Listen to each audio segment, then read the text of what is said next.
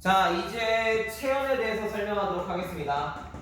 체연에 대해서 설명하고 넘어갈게요. 체연은 기본적으로 명사, 대명사, 수사로 구성이 되어 있죠. 근데 얘네들이 다 묶이는 게 체연이잖아요. 그러니까 얘는 필수적으로 뭐와 결합하느냐? 조사와 결합한다라는 공통된 특성이 있는 거야. 이해됐죠? 그러면 왜 체연이냐? 다시 한번 얘기하지만 조사 결합해서 문장을 해서 다양한 성분으로 쓰이기 때문에 그래요. 다양한 역할을 할 수 있기 때문에 그래요.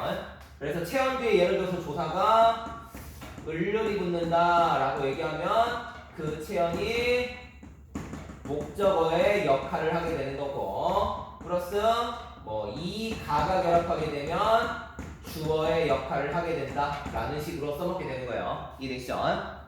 자, 명사, 대명사, 수사에서 여러분이 아셔야 되는 건 첫 번째로 명사를 먼저 얘기를 꺼내보면, 명사를 먼저 꺼내보면 명사에서 여러분이 아셔야 되는 건 시험에 출제될 수 있는 요소는 보통 고유명사랑 그 다음에 보통명사를 구분할 수 있어야 돼요. 고유명사와 보통명사를 구분할 수 있어야 됩니다. 시험에 내는 건 보통명사는 당연히 안 되지. 보통명사의 예시는 뭐 책, 뭐 책상 이런 애들을 얘기합니다. 사물의 이름을 가지고 있는. 하지만 고유명사는 핵심이 뭐가 되냐? 얘는 이제 뭐 철수, 그 다음에 순이 뭐 이런 식으로 가는 거죠. 자, 시험에 나오는 건 고유명사가 나오는데 도대체 뭘로 시험을 내느냐? 바로 유일성으로 시험을 내게 돼 있어요. 유일성. 유일성이라는 건 단 하나밖에 없는 존재다 이런 얘기죠.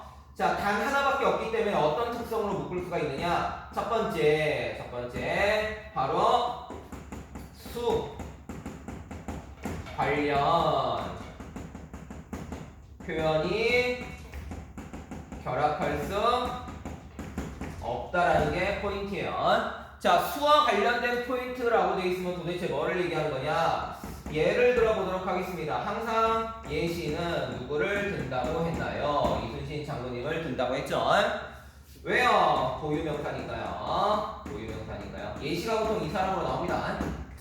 그러면 앞에서 이순신 장군이 있습니다. 세상에 단 한 명이죠. 근데 어떻게 돼요? 뒤에 앞에다가 수와 관련된 걸 넣죠. 어떻게 해요? 두 이순신 이렇게 한다고 쳐봐요. 그러면 두라고 하는 건 뒤에를 이렇게 수식하잖아요. 그러니까 당연히 수관형사인데, 이게 수관형사가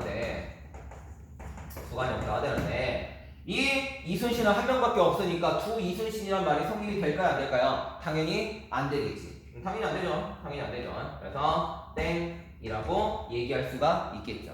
수관련 표현이 결합할 수가 없게 돼요. 비슷한 건 뭐 이런 것도 있죠. 어떻게 해요? 이순신은 이순신인데 어떤 이순신? 여러 이순신이 있다. 이런다고 쳐봐요. 그럼 당연히 이것도 안 되죠. 당연히 안 되죠. 이런 식으로 생각하시면 되는 거예요. 그래서 수와 관련된 표현이 결합할 수가 없습니다. 두 번째는 뭐가 들어가냐? 바로 뒷부분에 복수를 나타내는 정미사가 결합될 수 없어요. 복수를 나타내는 정미사는 뭐를 나타내느냐? 들을 말하고 있습니다. 써보도록 할게요. 이순신 해놓고 뭐라고요? 이순신 들이라고 넣는다고 쳐보세요. 이순신은 한 명밖에 없는데 어떻게 거기에 들을 넣겠습니까? 당연히 안 되지요. 라고 해서 고유명사에서는 들, 복수를 나타내는 표현과 수와 관련된 표현들이 결합되기가 어렵다. 이렇게 얘기할 수가 있죠.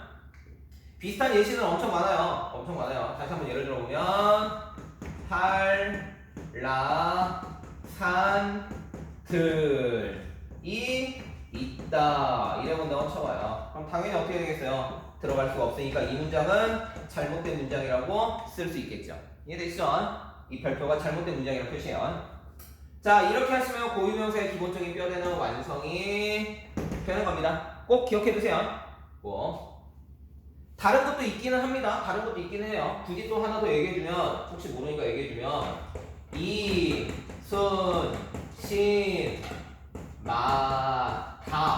마다 예를 들어서 아프다 있다 라는 문장이 있다고 쳐봐요. 이순신마다 아픔이 있다. 뭐가 이상하죠? 이순신을 바꿔볼게요. 사람마다 아픔이 있다. 이렇게 한다고 쳐봐요. 그러면 얘는 되는데 얘는 안 되는 걸 알 수가 있죠. 뒤에 뭐가 붙었기 때문에요? 마다 라고 하는 게 붙었기 때문에 그렇죠. 이해되시죠?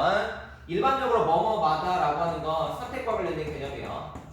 선택 관련되어 있는 개념의 보통 조사라고 얘기를 꺼냅니다. 근데 얘네들은 보시면 아 결합될 수 없구나 라는 걸 알 수 있죠. 왜 결합될 수 없어요? 한 명밖에 없기 때문에 선택과는 관련이 없죠. 선택을 할 필요가 없잖아요. 하지만 보통 명사로 바꾸게 되면 가능해지죠. 이해되시죠? 자 이렇게 하시면 명사에 대한 기본 뼈대는 끝납니다. 시험에는 1학년들은 이 정도 수준에서 나오고 2, 3학년 가게 되면 훨씬 더 어렵게 나옵니다. 훨씬 더 어렵게 나와요. 자 그러면 이걸로 끝나느냐? 아니죠. 예외가 있어요. 예외가. 즉 고유명사에 수 관련된 표현이나 복수를 나타내는 표현을 넣는 경우들이 있습니다. 어떤 경우냐? 수업 시간에 예를 들었죠. 바로 여기가 해군 사관 학교라고 쳐봐요. 그럼 여기에서 이런 문장을 만들죠. 이곳에 여러 이순신들이 있다 라고 해봐요. 그럼 이 문장은 전혀 문제가 없습니다. 왜 전혀 문제가 없느냐? 수와 관련된 표현을 넣든 복수를 나타내는 표현을 넣든 아무 문제가 없게 되죠. 왜냐?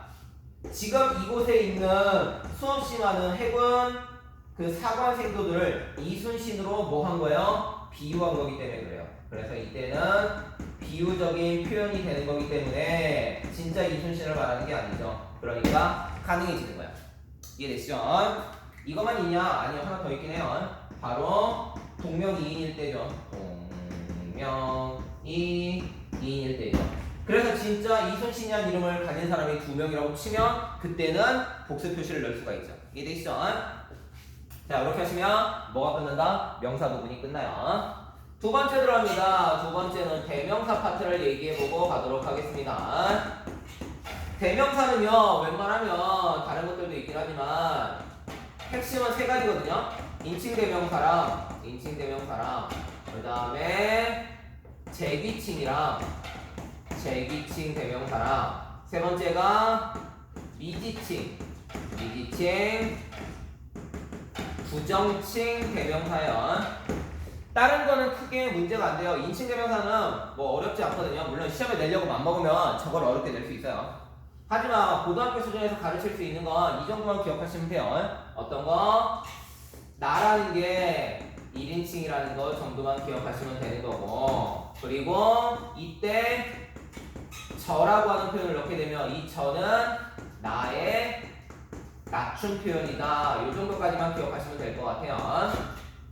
저는 이렇게 가는 거예요. 저는 예를 들어서 생각해봐요. 예시문을 만들어 볼게요. 저는 오늘 아픕니다 라는 문장이랑 저 학교가 예쁘다 라고 얘기한다고 쳐봐요. 그러면 이때 들어가는 저는 뭐예요? 인칭이죠. 1인칭이에요. 나예요. 하지만 이때 들어가는 저는 뒤에 있는 뭐를 수식해요?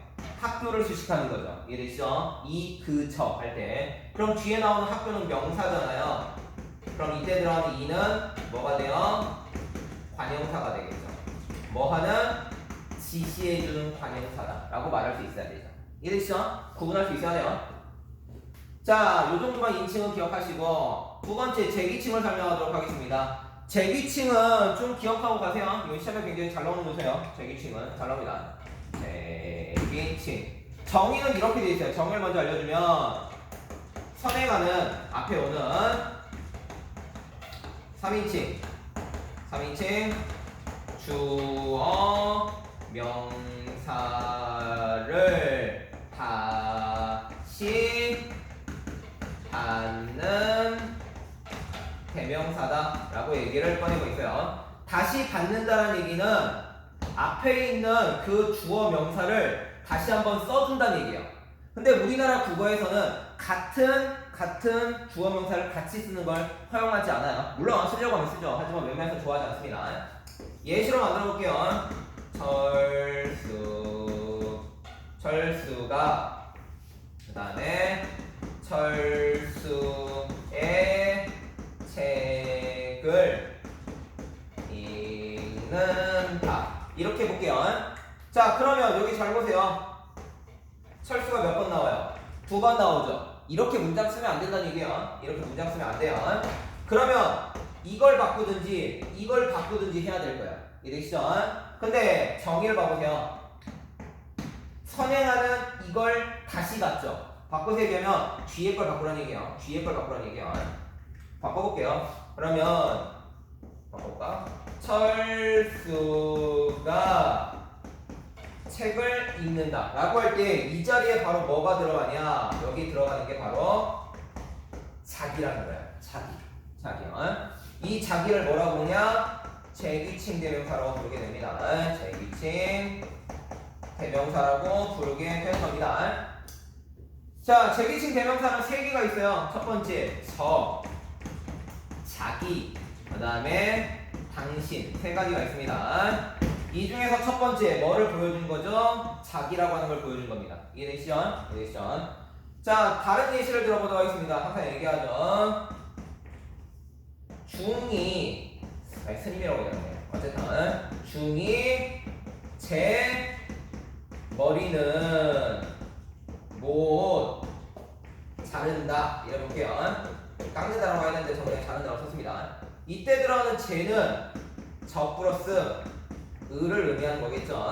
그래서 여기에는 뭐가 들어가 있어요? 저가 들어가 있죠. 이 저가 바로 누굴 얘기하는 거예요? 앞에 있는 스님을 얘기하는 거죠. 이해되시죠? 그러면 이것도 뭐다? 제귀칭이구나 라는 걸 알 수가 있죠. 이해되시죠? 세 번째 들어갑니다. 칸형순이 여기다 쓸게요.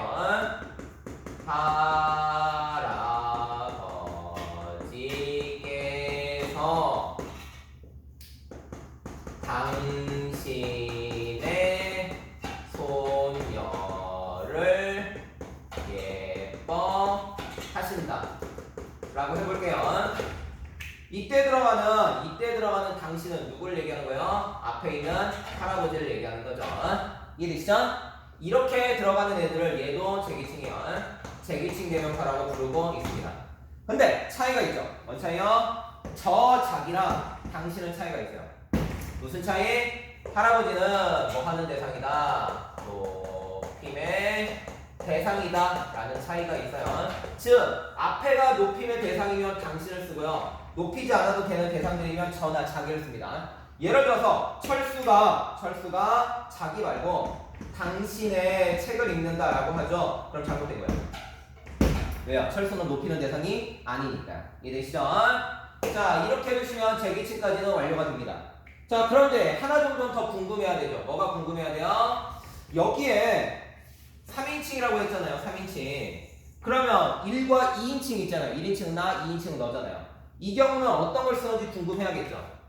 자, 가보세요. 나는 자기의 책을 읽는다. 아니요. 될 수 없어요. 이때는 뭐를 넣느냐? 바로 나를 넣어야 돼요. 이해되시죠? 다시요. 너는 너의 책을 읽어라 라고 하는 문장을 만들어내도 똑같아요. 이때 들어가는 건 절대 자기가 아니고 너여야 돼요. 즉 앞에가 1인칭이거나 2인칭이죠. 1인칭이나 2인칭이면 자기를 절대 쓰지 않아요. 제기칭은. 그럼 뭐를 쓰느냐? 다시 나나 너라고 하는 뭐를 쓰게 돼요? 인칭 대명사를 다시 쓰게 돼 있어요. 그래서 2인칭은 인칭 대명사를 다시 쓴다 라는 걸 기억해야 돼요. 이해되시죠? 자, 이렇게 하시면 제기칭까지 끝나게 됩니다. 남아있는 건 미지칭하고 부정칭인데 칸이 없으니 지우고 할게요. 지우고.